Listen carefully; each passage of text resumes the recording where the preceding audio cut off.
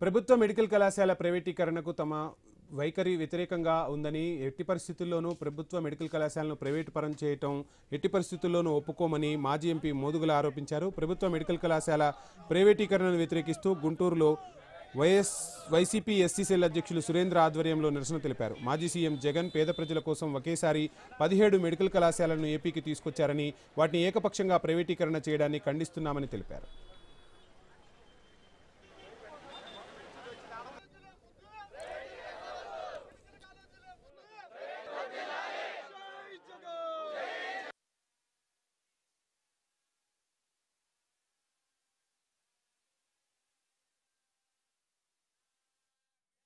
పేదవాడికి అందించాల్సినటువంటి మూడే మూడు, ఆ మూడు చెప్పినటువంటి మహానుభావుడు అటల్ బిహారీ వాజ్పేయి అంశంలోంచి వచ్చినటువంటి భారతీయ జనతా పార్టీ తిలోకాలు, వాళ్లతో పొత్తులో ఉన్నటువంటి కూటమి ప్రభుత్వం కూడా ఈరోజు ఆంధ్రప్రదేశ్ లో వాజ్పేయి కనుక బతికున్నట్టయితే తలకాయ దించుకునేటువంటి పరిస్థితి ఈరోజు చంద్రబాబు నాయుడు కల్పించాడు. మూడు పేదవాడికి ఇవ్వాల్సినటువంటి, ఒకటి విద్య, రెండు వైద్యం, మూడు న్యాయం. ఈ మూడింటిని పేదవాడికి అందించాల్సినటువంటి బాధ్యత ఈ రాజ్యాంగంలో పొందుపరిచింది డాక్టర్ బిఆర్ అంబేద్కర్ మాట అన్నాడు, if it is the constitution has been misused, I'm the first person to burn it. Constitution కనుక తప్పుదోవ పట్టిస్తే ఫస్ట్ మనిషి నేను తగలబెట్టేవాడిని. ఈ రోజు బతుకున్నట్టయితే చంద్రబాబు నాయుడు ఏ రకమైనటువంటి శిక్ష చేసేవాడు అంబేద్కర్ అనేటువంటిది కూడా మనం పునరాలోచించుకోవాలి.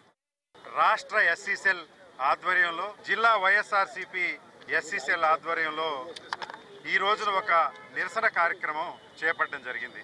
ఇప్పుడు మనం ఇదే మాదిరిగా ముందుకు పోతే కుడి చేతేపిన గుంటూరు మెడికల్ కాలేజ్, ఎడమ చేతేపిన గుంటూరు జనరల్ ఆసుపత్రి కనిపిస్తుంది. తరతరాల నుంచి ఈ హాస్పిటల్, ఈ మెడికల్ కాలేజీ పేదవాడు చదువుకొని ప్రతిభావంతంగా చదువుకోవడమే కాకుండా దీనికి వెనుకనున్నటువంటి గుంటూరు జనరల్ హాస్పిటల్ 4-5 జిల్లాలకు ఒక సంజీవని లాగా తరతరాల నుంచి ఉపయోగపడతా ఉంది.